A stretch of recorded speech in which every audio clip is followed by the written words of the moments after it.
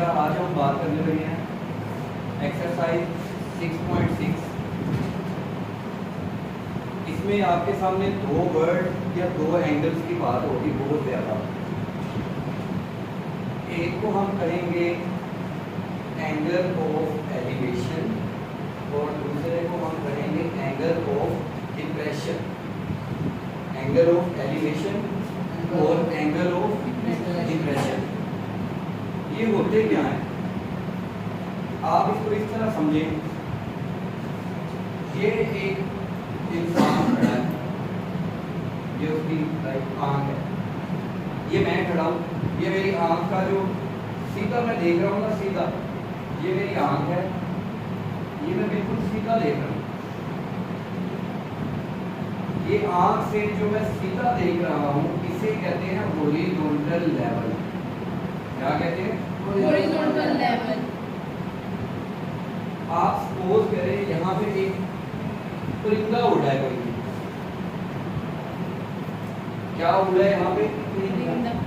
ये जो आपकी आंख का लेवल है, जब आपको अपनी गर्दन थोड़ी सी ऊपर करनी पड़ी, मतलब पहले आप सीधा देख रहे हैं, परिंदे को देखने के लिए आपको गर्दन ऊपर करनी पड़ेगी, फिर ही आप परिंदे को देखेंगे ना। ऐसे तो नहीं कि आप ऐसे देखेंगे, ऐसे नहीं ना होगा। तो आपको जब आपने परिंदे को देखना है तो आपको अपनी गर्दन थोड़ी सी ऊपर, तो हॉरिजॉन्टल लेवल से जितनी गर्दन आपको ऊपर करके परिंदा देखना पड़ा, तो यहाँ पे एक एंगल बनेगा। तो यहाँ पे एक एंगल, लाइक इसको आप इस तरह समझ लें, ये आपका हॉरिजॉन्टल लेवल है, यहाँ पे आपकी आंख है। जब आपने परिंदे को देखना है तो आपको यहाँ से ऊपर की तरफ देखना पड़ेगा, ऐसे ही है ना। तो जब आप यहाँ से ऊपर की तरफ परिंदे को देखेंगे, यहाँ पे एक एंगल बनेगा और उसे एंगल ऑफ एलिवेशन कहते हैं। उसे क्या कहते हैं? Angle of elevation. मतलब इसको आसान वर्ड्स में आप इस तरह समझ लें, जब आप कोई भी चीज ऊपर की तरफ देखते हैं तो आपके हॉरिजॉन्टल लेवल से जो एंगल बनेगा यहाँ पे, इसे कौन सा एंगल कहते हैं? Angle of elevation. Angle of elevation. समझ आ गई बात की? अब देखो, ये जो लाइन बनती है इसे हम कहते हैं लाइन ऑफ साइट, यानी देखने, जहां से हमने देखा ना, साइट कहते हैं नजर को, देखने को। तो ये जो लाइन होगी इसे हम कहेंगे लाइन ऑफ साइड का मतलब देखना। और ये जो एंगल बनेगा इसे हम कौन सा एंगल कहेंगे? Angle of elevation. ठीक है बेटा, मतलब ये आसान अल्फाज में आप इसको इस तरह समझ लें, जब कोई भी चीज देखने के लिए आप अपनी गर्दन ऊपर उठाते हैं तो एक हॉरिजॉन्टल लेवल से जो आपका एंगल बनता है उसे एंगल ऑफ एलिवेशन कहते हैं। ठीक है भाई, जब भी कोई चीज आप जहाज को देखेंगे तो आपको गर्दन यहाँ से ऊपर करनी पड़ेगी। तो जब आप गर्दन ऊपर करेंगे, यानी यहाँ पे जो एंगल बनेगा, तो इसे एंगल ऑफ एलिवेशन कहते हैं। ठीक है भाई, अब बात करते हैं एंगल ऑफ डिप्रेशन की। एंगल ऑफ डिप्रेशन इसका ऑपोजिट है, यानी इसको आप इस तरह समझ सकते हैं। सपोज करें आप जहाज में बैठे हैं, या जहाज को छोड़े, आप एक बिल्डिंग के ऊपर खड़े हैं। आप ये समझ लें, ये एक बिल्डिंग है, ये इसकी बालकनी है, ये यहाँ पे आप खड़े हैं। ठीक है जी, ये यहाँ पे खड़े हैं। आप फर्ज करें एक बिल्डिंग है, बिल्डिंग के फ्लोर, इस फ्लोर पे जो आप खड़े हैं, और नीचे ये समझ लें एक रोड है, इसके ऊपर एक गाड़ी जा रही है, पुराने वक्तों की गाड़ी है जरा, ये एक गाड़ी जा रही है। ये आपकी आंखों के सामने जो एक सीधी लाइन है, इसे हम क्या कहते हैं? Horizontal level. ये कौन सा लेवल है? Horizontal level. आपने यहाँ से गाड़ी देखने के लिए जब नीचे देखा, भाई गाड़ी ऐसे तो नहीं देख सकोगे ना, गाड़ी नीचे देखना पड़ेगा ना। यानी आपने जब नीचे देखा, थोड़ी सी गर्दन नीचे झुकाई, तो यहाँ पे जो एंगल बनेगा उसे एंगल ऑफ डिप्रेशन कहते हैं। एंगल ऑफ डिप्रेशन कहते हैं। DEPRESSI।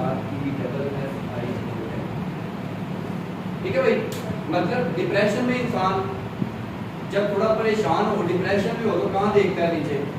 तो इससे भी आप अपने ज़हन में आप रख सकते हैं कि जब आप किसी भी ऊंची जगह पे खड़े हैं और ऊंची जगह से आप नीचे की तरफ देख रहे हैं, तो हॉरिजॉन्टल लाइन के साथ जो एंगल बनेगा उसे हम एंगल ऑफ डिप्रेशन रखेंगे। ठीक है जी, ये एंगल ऑफ डिप्रेशन हो गया।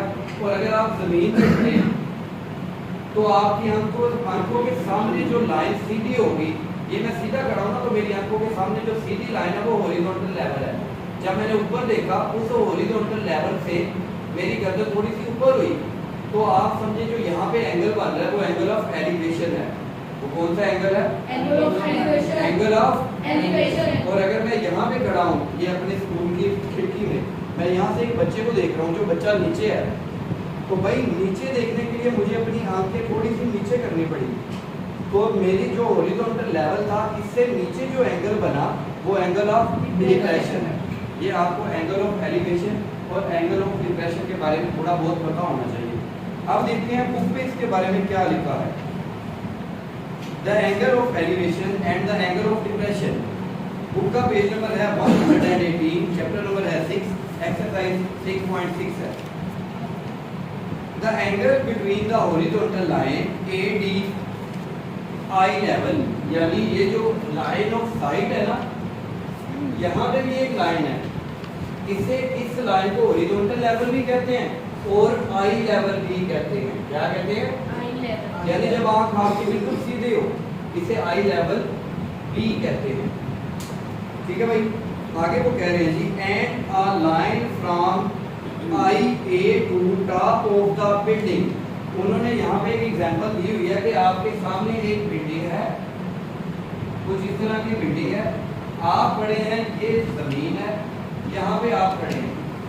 ठीक है, तो आपने जब यहाँ से बिल्डिंग के लास्ट फ्लोर को ऊपर देखा, तो आपके आंख के लेवल से जो यहाँ पे एंगल बनेगा वो एंगल ऑफ एलिवेशन, वो एंगल ऑफ एलिवेशन।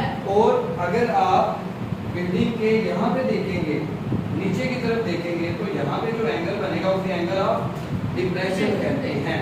ठीक है, ये उन्होंने बुक पे बताया है। आगे जी, the angle between the horizontal line AD eye level and the line from eye A to the foot of the building, यानी बिल्डिंग के पैरों की तरफ, ये बिल्डिंग का फुट हो गया, ये इसका टॉप हो गया। ठीक है, जब भी आप टॉप की तरफ देखेंगे बिल्डिंग के, तो यहाँ पे जो एंगल बनेगा एंगल ऑफ एलिवेशन होगा। जब आप बिल्डिंग के फुट की तरफ देखेंगे तो आपकी आंख से जो एंगल बनेगा यहाँ पे वो एंगल ऑफ डिप्रेशन होगा। ठीक है, आगे बेटा एग्जांपल। अच्छा, ये तो था इसका छोटा सा इंट्रोडक्शन। इसको आप इस तरह अपने ज़हन में बिठा लें, जो मैंने आगे भी आपको एक्सप्लेन किया। आप फर्ज कर लें एक परिंदा है, सिर्फ इसकी आपने 4 या 5 चीज़ें ज़हन में रखनी है। जो सबसे जरूरी है वो हॉरिजॉन्टल लेवल है, यानी हॉरिजॉन्टल लेवल जमीन नहीं होता। हॉरिजॉन्टल लेवल जहाँ पे आपकी आंख है, आंख के सामने वाली जो सीधी लाइन है उसे हॉरिजॉन्टल लेवल कहते हैं। ठीक है भाई, उस लेवल से जब आप ऊपर देखेंगे तो ऊपर की तरफ जो एंगल बनेगा वो एंगल ऑफ एलिवेशन होगा। उसी लेवल से जब आप नीचे की तरफ देखेंगे, ये वही लेवल है, जब आप नीचे की तरफ देखेंगे तो जो एंगल बनेगा यहाँ पे वो एंगल ऑफ डिप्रेशन होगा। ये आपने याद रखना। तो मेन चीजें इसमें ये थी, सबसे पहले आपको हॉरिजॉन्टल लेवल का पता होना चाहिए कौन सा होता है, और दूसरा आपको लाइन ऑफ साइट का पता होना चाहिए किसे कहते हैं, और तीसरा जो यहाँ पे एंगल बनेगा आपको इसके बारे में पता होना चाहिए। ठीक है, तो ये था introduction of angle of elevation और angle of depression. Angle of elevation के बारे में आप बताएं कुछ शब्दांत, कौन सा एंगल होता है?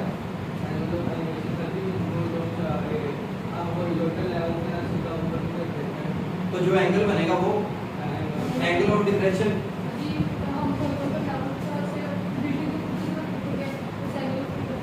ठीक है, आप बताओ बेटा एंगल ऑफ एलिवेशन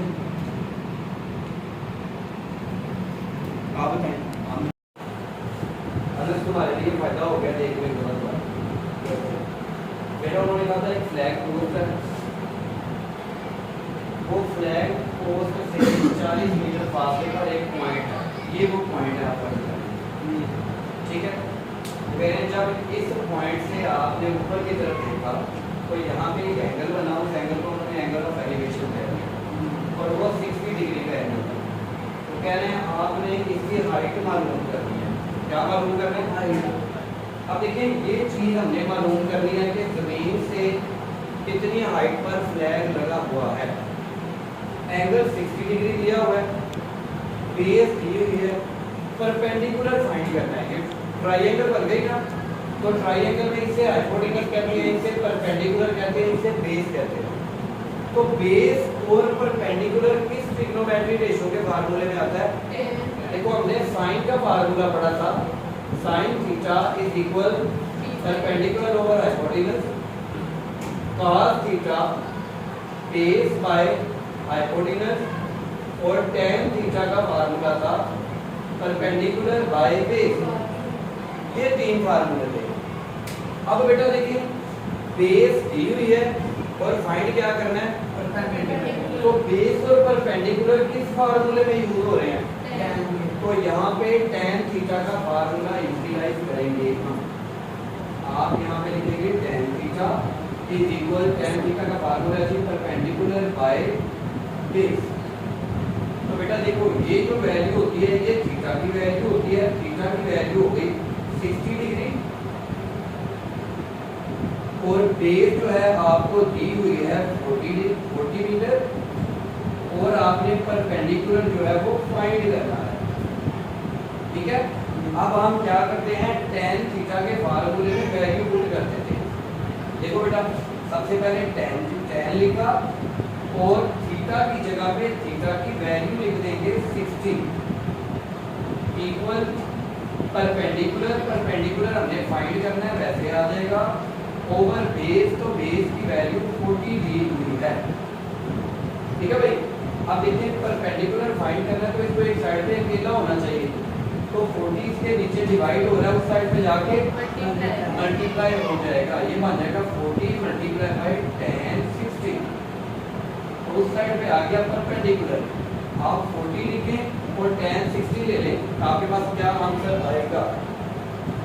जब हम tan 60 लेंगे तो आंसर आ गया 1.73। क्या आ गया? 1.732। पॉइंट के बाद 3 डिजिट ले लेते हैं। अब ये दोनों आपस में क्या हो रहे हैं? इसको मल्टीप्लाई बाय 40 कर देंगे तो 69.28 जो है परपेंडिकुलर है, यानी इसका मतलब ये हो गया ये जो फ्लैग था ये 69.28 मीटर की हाइट पर था। अब इसका जवाब चेक करें सर, ये है 60 ये है। तो इस तरह आपने ये पहला क्वेश्चन करना है जो बिल्कुल आसान है, कोई मुश्किल नहीं है, जस्ट आपने इसकी स्टेटमेंट को अच्छी तरह अंडरस्टैंड करना है और उसके बाद ये आपका क्वेश्चन हो जाएगा। अच्छा बेटा एक्सरसाइज है 6.6 और आज हम करेंगे question number 2। N isosceles triangle. Isosceles triangle किसे कहते हैं? सबसे पहले मैंने लास्ट लेक्चर में भी आपको बताया था, आइसोसेलेस ट्राइंगल एक ऐसी ट्राइंगल को कहते हैं जिसकी दो साइड्स आपस में बराबर हो, या फिर एक ट्राइंगल से एक परपेंडिकुलर ड्रा किया हो और ये जो बनने वाली ट्राइंगल है इसकी दो साइडें आपस में बराबर हो। ये जो मैंने आपके सामने ट्राइंगल बनाई है इसे हम आइसोसेलेस ट्राइंगल कहते हैं। अभी भी नहीं बराबर बनी, चलो गुजारा कर लेते हैं। ऐसी ट्राइंगल को हम आइसोसेलेस ट्राइंगल कहते हैं। ठीक है, इस ट्राइंगल में अगर आप गौर करें ना तो इसकी बेस भी बराबर है और इसकी हाइपोटेनस भी इनके बराबर है। ऐसी ट्राइंगल को हम आइसोसेलेस ट्राइंगल कहते हैं। अच्छा बेटा, N isosceles triangle has a vertical angle of 120। अब यहां पे एक नया वर्ड आ गया, वर्टिकल एंगल। कौन सा वर्ड आ गया? Vertical angle.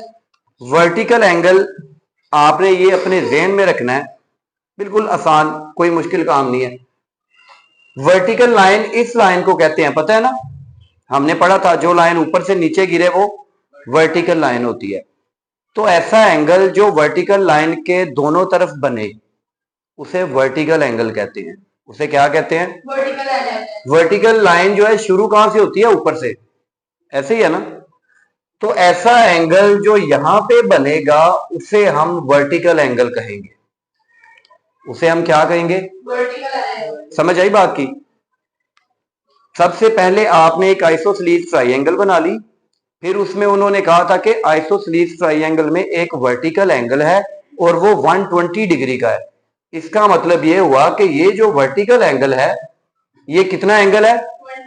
120। बेटा बुक पे लिखा हुआ है जी, ये जो एंगल है, मैं इसको यहां पे लिख देता हूं, 120 डिग्री का एंगल है।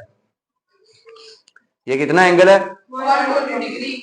एक आइसोसेलेस ट्राइंगल में जो वर्टिकल एंगल था वो कितना है? 120 डिग्री। ये आपने ध्यान में रखना है कि आइसोसेलेस का जो वर्टिकल एंगल है वो कहां पे बनता है? ऊपर बनता है। और उन्होंने वो कहा था कि ये जो एंगल है ये 120 डिग्री है।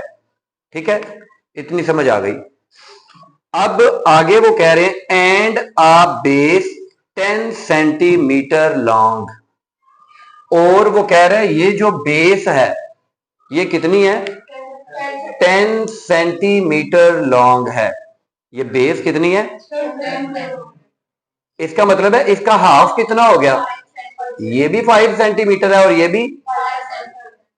पूरी बेस 10 सेंटीमीटर है ना, तो ये ऊपर एक वर्टिकल लाइन ड्रा की, तो वर्टिकल लाइन एक लाइन को दो बराबर हिस्सों में डिवाइड करती है ना, तभी परपेंडिकुलर बनेगा ना ये।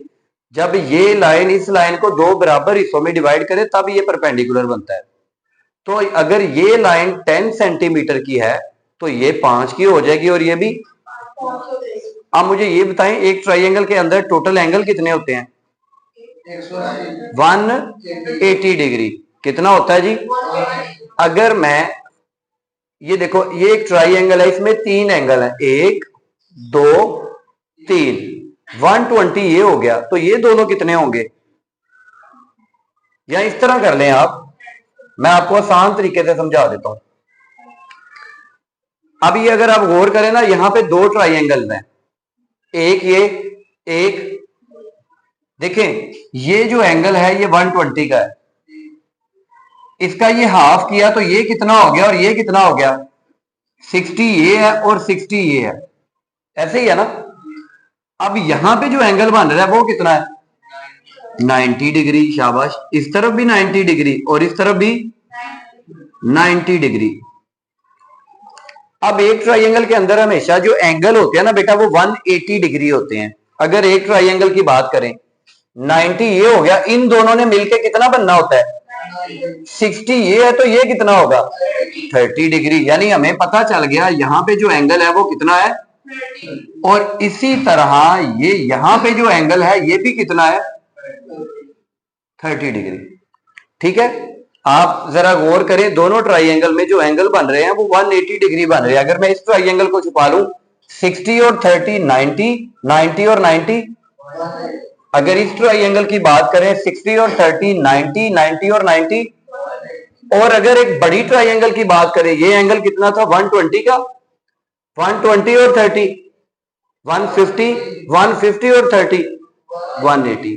ठीक है, तो ये वो आइसोसेलेस ट्राइंगल थी जिसमें वर्टिकल एंगल 120 डिग्री का था, उसकी बेसिस 5 सेंटीमीटर थी, और क्या था जी इसमें, और इसमें ये जो एंगल थे वो 30 डिग्री के थे। ये सारी चीजें आपने खुद फाइंड करनी है, बड़ी तवज्जो से, बड़े ध्यान से। ठीक है, अब वो आगे कह रहे हैं find the length of its altitude. Altitude, इसे एल्टीट्यूड कहते हैं बेटा, इसे क्या कहते हैं? वो कह रहे हैं जी आपने एल्टीट्यूड की लंबाई मालूम करनी है, इसकी लंबाई मालूम करनी है आपने। ठीक है जी। अब बेटा देखिए, जरा गौर करें, बेस गिवन है और परपेंडिकुलर फाइंड करना है, ऐसे ही है ना। बेस गिवन है और परपेंडिकुलर, क्यों? ये देखें, 90 डिग्री के एंगल के सामने क्या होता है? हाइपोटेनस। इस एंगल के सामने क्या होता है? इसका मतलब है हमने क्या फाइंड करना है? बेस गिवन है, फाइंड क्या करना है? तो बेटा देखे, हमारे पास 3 ट्रिग्नोमेट्री रेशियो थी, 3 ट्रिग्नोमेट्री रेशियो थी ना, वो कौन कौन सी थी बेटा? हमारे पास एक थी बेटा साइन थीटा, एक थी हमारे पास बेटा कॉस थीटा, और एक थी, तो साइन थीटा का फार्मूला क्या है, कॉस थीटा का फार्मूला क्या है, और टेन का, ये हमारे पास बेटा तीन फार्मूले हैं। आप इनमें से वो वाला फार्मूला ढूंढे जिनमें बेस और परपेंडिकुलर का जिक्र हो। बेस और परपेंडिकुलर, ये वो फार्मूला बेटा। इसका मतलब है हमें पता चल गया ये एल्टीट्यूड फाइंड करने के लिए हमने कौन सा फार्मूला इस्तेमाल करना है। तो बेटा यहां पे हम tan थीटा का फार्मूला लगा लेंगे। ठीक है बेटा, ये मैंने tan थीटा का फार्मूला लिख दिया। अब देखें, ये जो एक ट्राइंगल को हल कर लेते हैं ना, दूसरी को देखने की जरूरत भी नहीं है। ये जो वैल्यू है ये किसकी होती है, थीटा की वैल्यू होती है। ये किसकी वैल्यू होती है, इसका मतलब है जो हमारे पास थीटा है उसकी वैल्यू कितनी हो गई, 30 डिग्री हो गई। ये जो बेस है, बेस की वैल्यू कितनी हो गई, 5 सेंटीमीटर। फाइंड क्या करना है, परपेंडिकुलर फाइंड करना बेटा। ठीक है, कोई मुश्किल काम तो नहीं था ना ये। अब बेटा देखें, इस फार्मूले में यानी tan थीटा के फार्मूले में वैल्यू पुट कर देते हैं। देखें, tan वैसे लिखा, on the place of theta I will replace it by 30। मैं इसको 30 से रिप्लेस कर दूंगा। ठीक है बेटा, और परपेंडिकुलर की जगह पे हमने परपेंडिकुलर फाइंड करना है, we will write here P। और बेस की जगह पे हम क्या कर देंगे, रिप्लेस 5। मुश्किल काम तो नहीं। अब बेटा अपने अपने कैलकुलेटर से tan 30 की वैल्यू लें। क्या आ गया, इतना लंबा काम नहीं था। वैल्यू लिया तो लिखवाने में इतना क्यों सोचती हैं आप। tan 30 जब आप कैलकुलेटर से लेंगे तो 0.77 उस साइड पे आ गया P/5। हमने फाइंड क्या करना था, तो परपेंडिकुलर जो चीज फाइंड करनी हो वो अकेली होनी चाहिए। इसके साथ 5 क्या हो रहा है, तो डिवाइड को जब इक्वल के दूसरी तरफ लेके जाएंगे क्या हो जाएगा, मल्टीप्लाई हो जाएगा। यानी 5 मल्टीप्लाई बाय 0.577 और उस साइड पे क्या बचा। अब आप इसको मल्टीप्लाई करें, क्या आया बेटा, कैलकुलेटर बेटा आप लोग भी निकाल लिया करो। क्या बेटा आप लोग भी पॉइंट निकाल लिया करो, 2.88। इसका मतलब है P की जो वैल्यू है हमारे पास वो 2.88। देखना जरा, ठीक है आंसर, आंसर देखें 89 है। अच्छा, उन्होंने राउंड ऑफ कर दिया हुआ इसको, हमने 2.88 लिखा है। राउंड ऑफ करने का तरीका ये होता है, देखें अगर आपका आंसर है 2.887, अगर तीसरा डिजिट 5 है या 5 से बड़ा है तो इसमें एक प्लस कर देते हैं, या ये 5 हो या 5 से बड़ा हो तो 8 में 1 प्लस कर देते हैं, तो ये बन जाएगा 2.89। लेकिन अगर 2.883 आ जाता तो फिर इसको राउंड कैसे करते हैं, जब तीसरा डिजिट 5 से छोटा हो तो ये जो पहली वैल्यू है ऐसे ही लिखी जाती है, ये राउंड हो गया। अगर तीसरी वैल्यू 5 हो या 5 से बड़ी हो तो उससे पिछली में एक प्लस कर देते हैं। अगर 5 से बड़ी या 5 जितनी ना हो यानी 5 से छोटी हो तो आप पिछले दो डिजिट वैसे ही लिख देंगे। आप इसको राउंड ऑफ कर लें, तो यहां पे हम इसको राउंड ऑफ कर लेते हैं 2.89। इन दोनों के साथ कौन सा यूनिट यूज हो रहा है, सेंटीमीटर, तो इसके साथ भी हम क्या लगा देंगे, सेंटीमीटर लगा देंगे। ठीक है बेटा, तो ये आपका क्वेश्चन नंबर 2 था जो बिल्कुल आसान था। जस्ट आपने ये ध्यान में रखना था कि वर्टिकल एंगल जो होता है वो ऊपर बनता है और उन्होंने कहा था वो 120 डिग्री का है। पहले आपने आइसोसेलेस ट्रायंगल बना ली, फिर उसमें वर्टिकल एंगल बनाया, फिर आपने ये वैल्यूज फाइंड की। ये वैल्यूज फाइंड करने के बाद आपने ट्रिग्नोमेट्री रेशियो से देखा कौन सा फार्मूला इंप्लीमेंट होगा, यहाँ पे वो फार्मूला लगा के आप जो है परपेंडिकुलर की वैल्यू फाइंड कर सकते हैं। दूसरी नई चीज इस क्वेश्चन में ये थी कि एल्टीट्यूड परपेंडिकुलर को कहते हैं।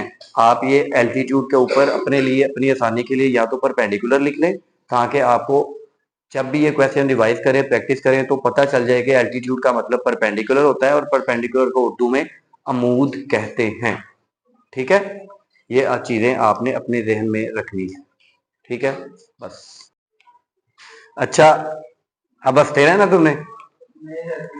A tree is 72 meter high. एक ट्री है, एक दरख्त है जिसकी हाइट कितनी है। आप ये समझे कि यहां पे एक ट्री है,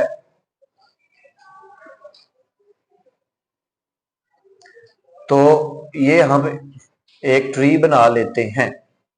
इतना थोड़ा सा बूढ़ा ही समझे ट्री। एक ट्री है हमारे पास। अच्छा जी, एक ट्री है हमारे पास, वो कहता है जी इसकी जो हाइट है जमीन से, ये आप जमीन समझ लें। ठीक है जी, वो कह रहा है जी ये 72 मीटर हाई है, यानी इस ट्री की जो बुलंदी है, हाइट है, वो कितनी है। मुश्किल काम तो नहीं था ना यहां तक। अब आगे वो कह रहा है find the angle of elevation. Find the, आप समझे ये आपकी आंख है, ये क्या है, ये आंख है, ये आई लेवल है आपका। लड़कियों की आंख बना देते हैं, थोड़ा सा इसको ऐसे कर देते हैं। अच्छा अब बेटा देखे, वो कह रहे हैं find the angle of elevation. Angle of elevation कहां बनेगा, एलिवेशन ऊपर की तरफ बनेगा बेटा। शाबाश बेटा, लाओ इसकी आंख से ऊपर की तरफ बनेगा। एंगल ऑफ एलिवेशन जमीन पे या आपकी आंख के बिल्कुल सामने बनता है, ऊपर नहीं, आंख से ऊपर की तरफ बनेगा। यानी वो कह रहे हैं ये बंदा यहां से इस तरफ देख रहा है, ट्री की तरफ देख रहा है, जो यहां पे एंगल ऑफ एलिवेशन बन रहा है ये आपने फाइंड करना है। ठीक है भाई, जरा जीनत दोबारा देखो। एक ट्री था, उसकी हाइट जो थी बेटा 72 मीटर थी। अभी उसकी हाइट कितनी थी, 72। उन्होंने कहा आप फाइंड करें एंगल ऑफ एलिवेशन। आपने एंगल ऑफ एलिवेशन फाइंड करना है। आपको पता है कि ये जो लेवल होता है इसे आई लेवल भी कहते हैं और हॉरिजॉन्टल लेवल भी कहते हैं। हॉरिजॉन्टल लेवल के ऊपर हमेशा एंगल ऑफ एलिवेशन बनता है और हॉरिजॉन्टल लाइन के नीचे हमेशा एंगल ऑफ डिप्रेशन बनता है। ठीक है, तो ऊपर एंगल आपने बनाना था और इस एंगल को फाइंड करना था। आगे क्वेश्चन में वो कह रहा है find the angle of elevation of its top from a point, इस पॉइंट से 100 meter away on the ground level, जो जमीन से 100 मीटर के फासले पर है। यानी वो कह रहे हैं ये जो पॉइंट है ना, ये जमीन से 100 मीटर के, यानी यहां से 100 मीटर के फासले पर है। देखो कितना आसान है क्वेश्चन। एक ट्री था, उसकी हाइट कितनी थी, ठीक है भाई। उन्होंने कहा था एंगल ऑफ एलिवेशन फाइंड करें, यानी ये एंगल फाइंड करना है। एक पॉइंट से एंगल ऑफ एलिवेशन फाइंड करें, हमने एक पॉइंट बना लिया और वो कह रहे हैं वो पॉइंट इस पॉइंट से 100 मीटर के फासले पर था।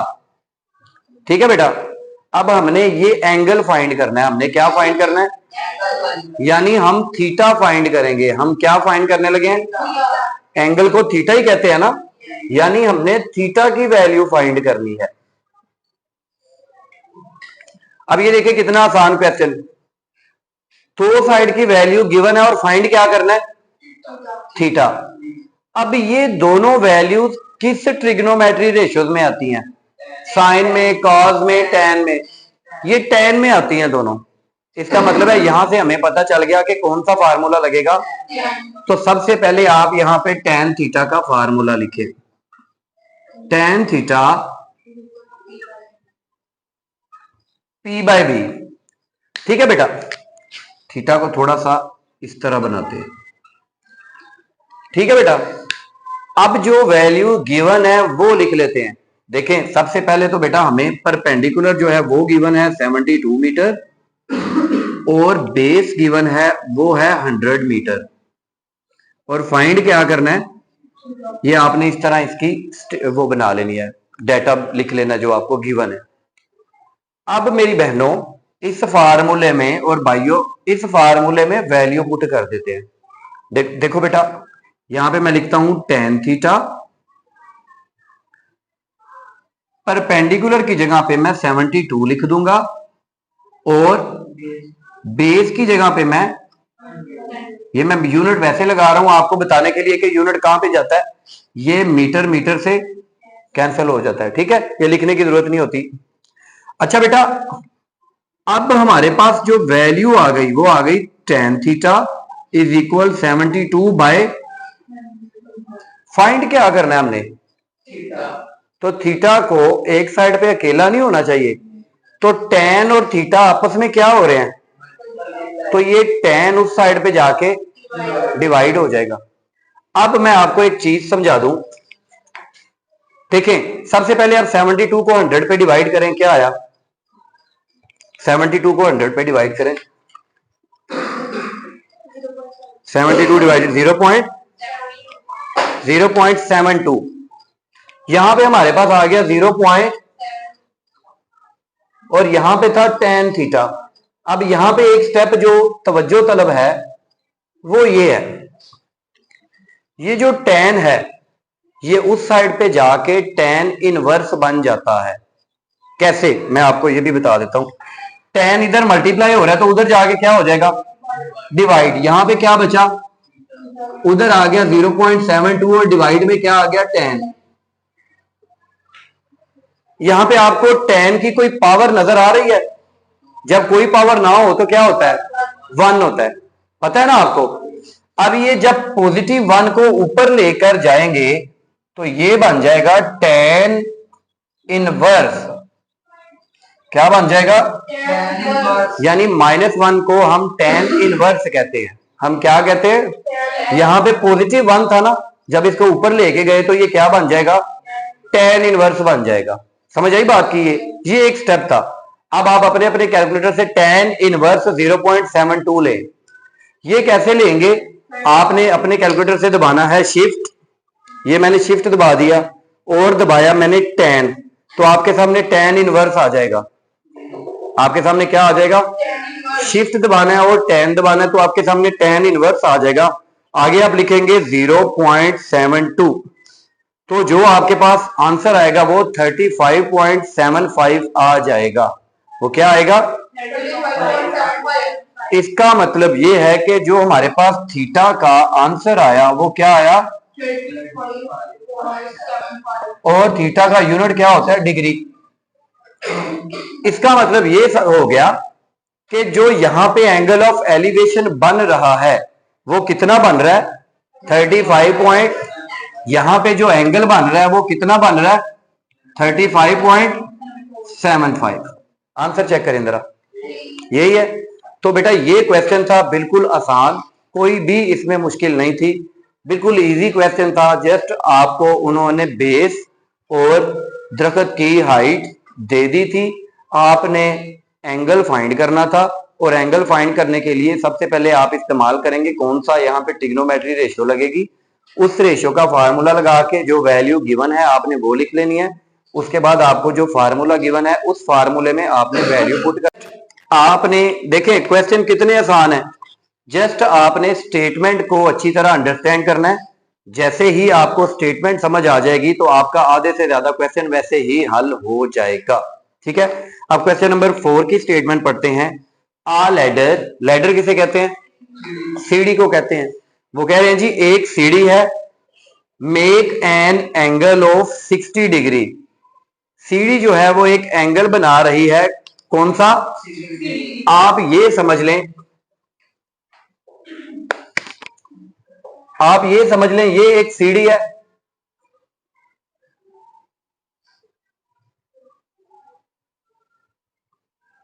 ठीक है जी, ये जमीन है आपकी। वो कह रहे हैं सीढ़ी जो है यहां पे जो एंगल बना रही है वो कौन सा है, ये सीढ़ी समझ लें आप। यहां पे जो एंगल बना रही है वो कौन सा है? ठीक है भाई, 60 डिग्री का एंगल बना रही है विद द ग्राउंड। जमीन के साथ जो है ना वो 60 डिग्री एंगल बन रहा था, ऊपर नहीं। उन्होंने कहा एक सीढ़ी जमीन के साथ 60 डिग्री का एंगल बना रही है। सीढ़ी ऐसे ही होती है ना, कभी ऐसे खड़ी तो नहीं ना देखी, तो सीढ़ी ऐसे दीवार के साथ टेक लगी होती है उसकी, ठीक है। And reach the height of 10 meter. वो कह रहे हैं ये जो सीढ़ी है ना, जितनी हाइट पे गई, यानी यहां से यहां तक जो हाइट है वो कितनी है? 10 मीटर। सेंटीमीटर इतनी छोटी सीढ़ी नहीं, मीटर। अच्छा बेटा, एक सीढ़ी थी, वो जमीन के साथ कितना एंगल बना रही थी? 60 डिग्री। और जब उस सीढ़ी को लगाया गया तो वो कितनी हाइट पे पहुंची? ये हाइट होती है, कितनी हाइट पे पहुंची? देखो अगर मैं यहां पे सीढ़ी लगाऊं तो ये जो है ये हाइट है जी, ये जो सीढ़ी है ये हाइट है, ये जो सीढ़ी है ये क्या है? ये सीढ़ी जमीन के साथ 60 डिग्री का एंगल बना रही थी और जितनी हाइट पे पहुंची वो 10 मीटर है। वो कितने मीटर है? अच्छा आगे बात करते हैं जी।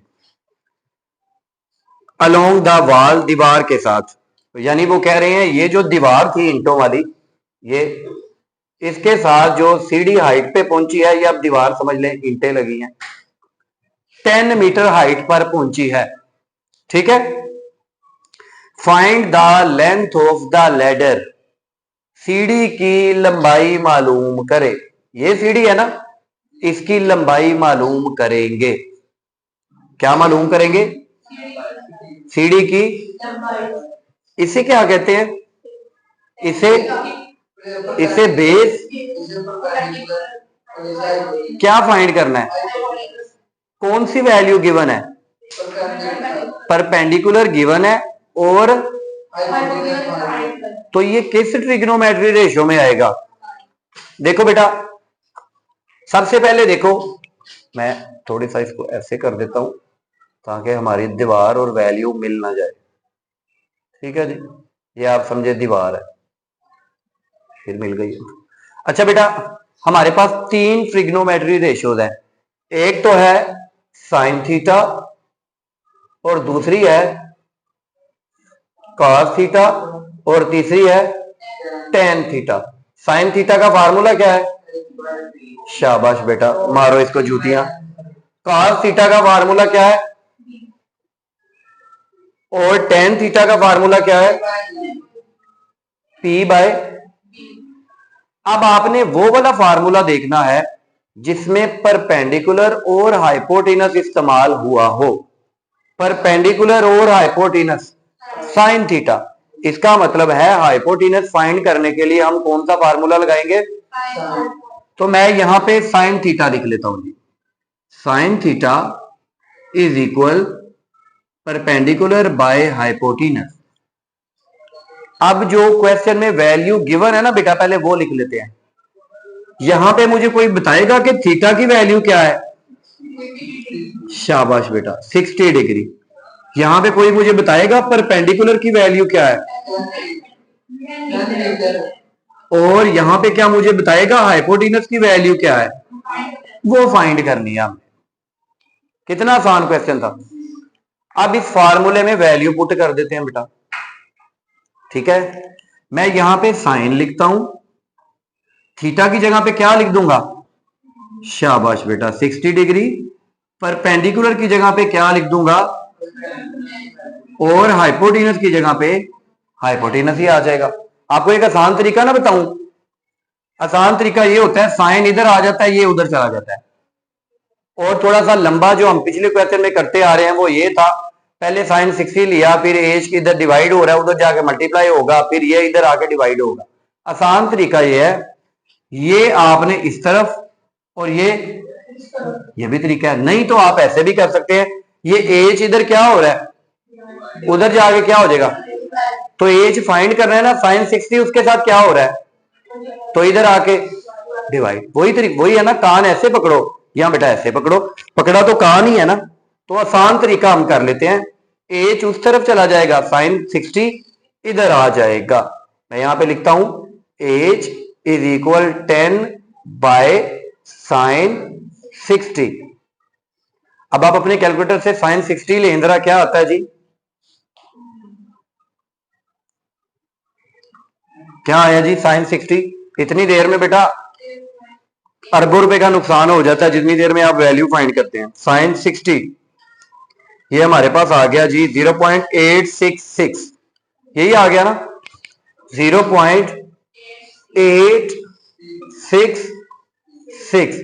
अब आप 10 को 0.866 पे डिवाइड कर दे, 10 को डिवाइड करना है ना के